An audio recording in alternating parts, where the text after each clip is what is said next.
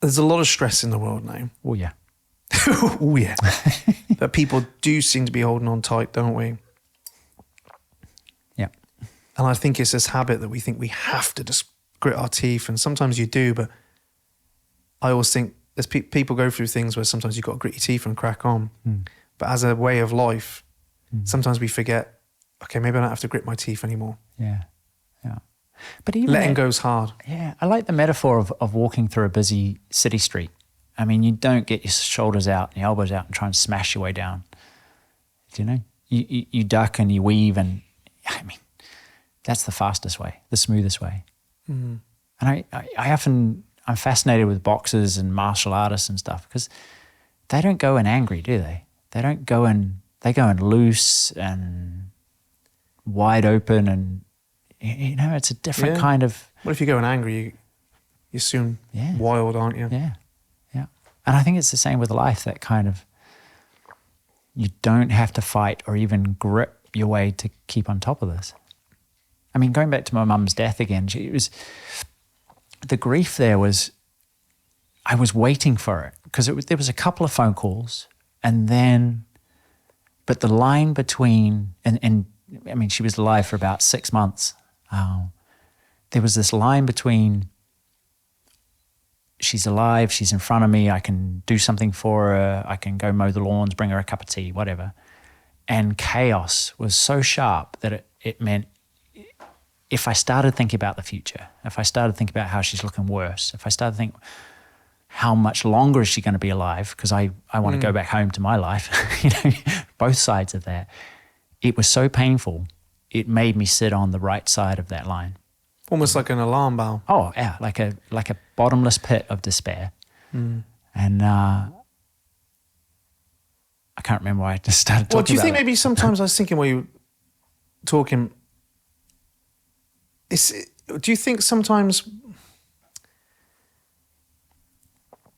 why is it so easy to fall into that thinking? That's the thing, isn't it? It's like easy. It's just it's so easy to just find yourself just going crazy about the future or the past. It's not so easy to find yourself here, is it? Yeah. And do you think, I think there's a belief often that we think nothing can change, surely, if I don't make it change. Yeah.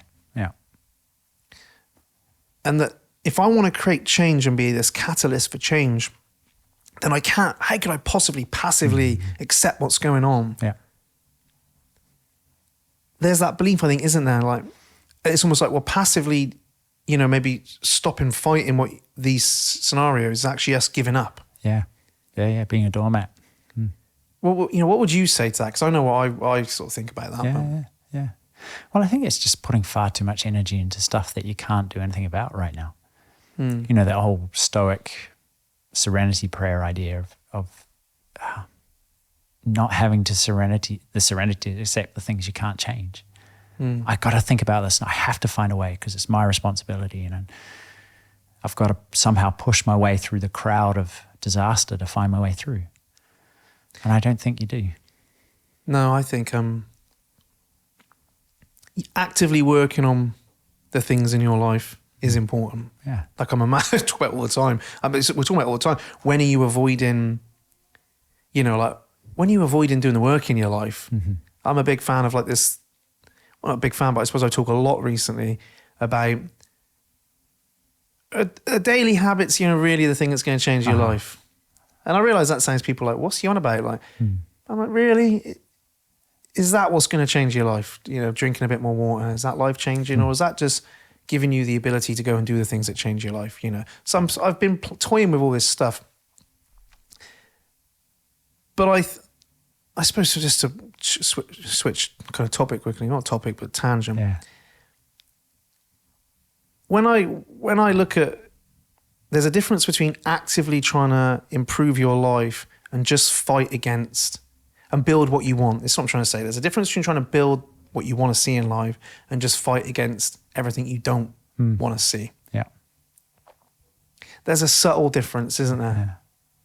It's like, am I working on what I want to happen, or am I fighting what I don't want to happen? Yeah. And I sometimes don't think you can tell the difference till experience it. So people say, oh, I don't want to be stressed anymore. I don't want to be stressed. That's very different to like, I want to be calm. And that's a different energy, a different angle, a different approach. Yeah. It's like, I don't want to be here. It's very different to, I'd like to be here. Yeah. You're right. And in our mind, I think we do a lot, but like, I don't want to be experiencing this. And I think you have to, like you said, but it's an alarm bell. Like, why am I fighting what I don't want? Why am I fighting what I can't control? And the mind is a funny old place. You know, I'm driving up here on the way to Doncaster, and I can have some of the weirdest thoughts, like trails of thought about crazy crap that's never going to happen. It's like, I'm just creating these scenarios in my head and what I'd do if it happened. You're like, what am I on about? But I think sometimes we just don't notice and we flip and live there. We commented on this just walking through Doncaster a little bit, didn't we? A lot of people walking around just seem to have the weight of the world on their shoulders. You can see it in the cells of the skin. You're just like, wow, you just look like, you know, and we can't, you know, there's 100 people there. We can't all be having the worst day ever. I can't imagine everyone there was really unhappy, but maybe we just don't notice. You know, just trundling along, thinking about work. Oh, I'll get there. There's not a lot of smiling going on, was there? No. Do you think it's related to, you know, the whole sympathetic nervous system and fight, flight, freeze and being in threat and the whole brain focusing on what the next thing is to remove your happiness and your goals? I just think, oh, what a question. I don't think we know we're doing it. Yeah. Well, yeah. And that sounds like what but I just don't think we know we're doing it. I think if we saw it, you would stop it. The sentence waking up. Yeah. But I don't think we know what we're thinking about what we're thinking about. Because if we did go, like if we did become aware and just listen to ourselves, like, why am I thinking that? It's almost laughable, some of the stuff we think about or some of the strain we cause ourselves. Yeah. I mean, that we could have a whole conversation about that because I just don't think there's an answer. Well, you know, some of the people walking through that time I've literally had something horrific gone on in their life. Yeah. Maybe someone's just a bit out of falling out. Maybe someone just doesn't know. They're just cracking along, overwhelmed at what they got to do today. But it does seem to me the world seems there seems to be a lot of stress and a lot of friction. Yeah. In people, possibly. Yeah. A lot of mistrust as well. I'm not really one to judge. I think I live in a nice little bubble of my own creation. Do you know that I think what you focus on grows too. Do you know? And yeah.